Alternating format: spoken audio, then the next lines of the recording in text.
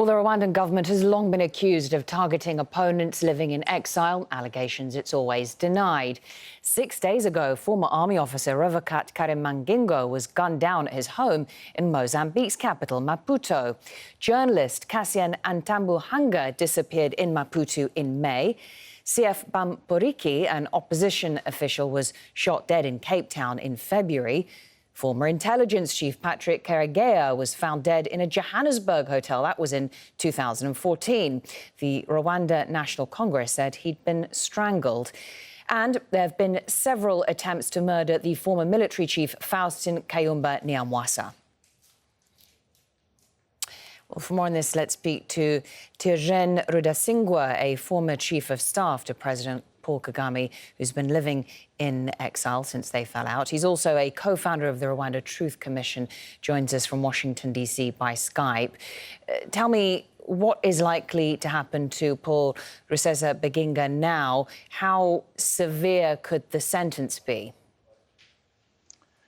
Well, thank you for having me. One, I must say that this is yet another sad chapter in Rwanda's tragic story. And for Rusesabagina to face a 25-year sentence simply confirms what has happened to many others before. And this is not the first one. This is not likely to be the last one. And sadly, because of his condition and his age, it's literally like Kagame has, put on a death sentence to Rusesabagina.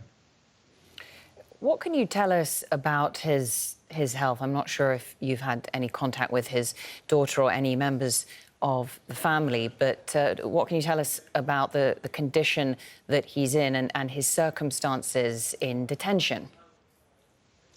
Well, the circumstances in detention, starting with that, are obvious because he shouldn't be in a jail in the first instance. But I know Rusesabagina. I have known him for quite some time.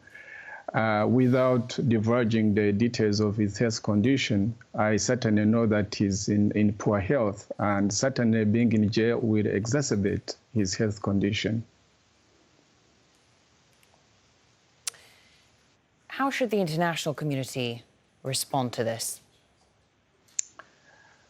I do not know really how to, probably I will be a little more diplomatic, but I would say that the performance of the international community with regard to Rusesabagina in particular, or in general, the attitude towards the human rights abuses, gross human rights abuses by the Kagame regime, has been very, very pathetic. And it's as if they have given him a blank check.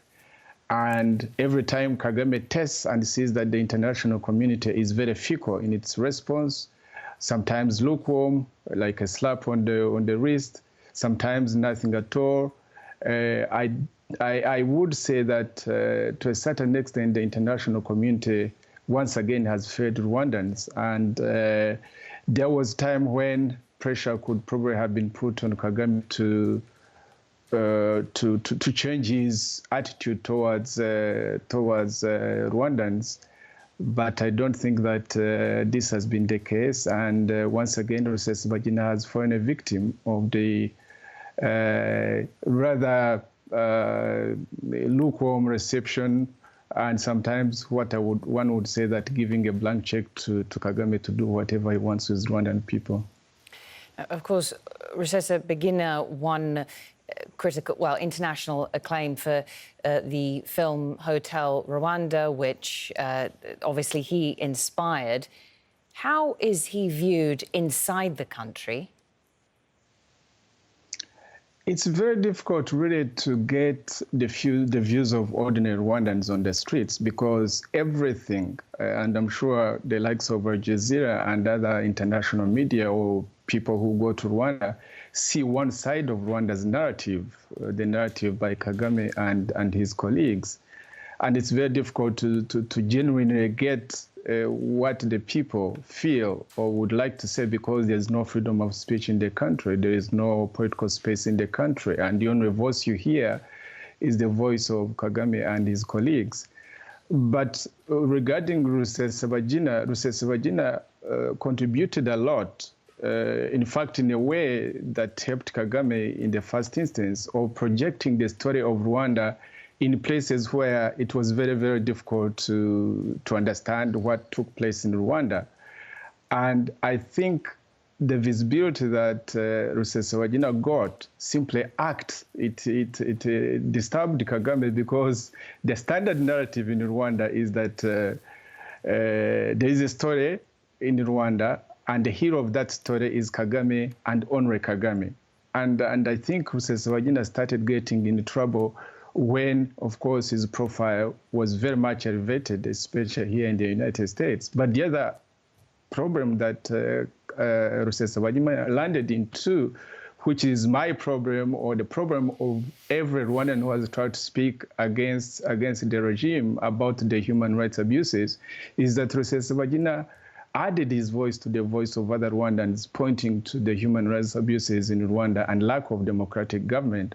So a combination of his profile being elevated and speaking out on the issues of Rwanda is, of course, what he's being victimized for.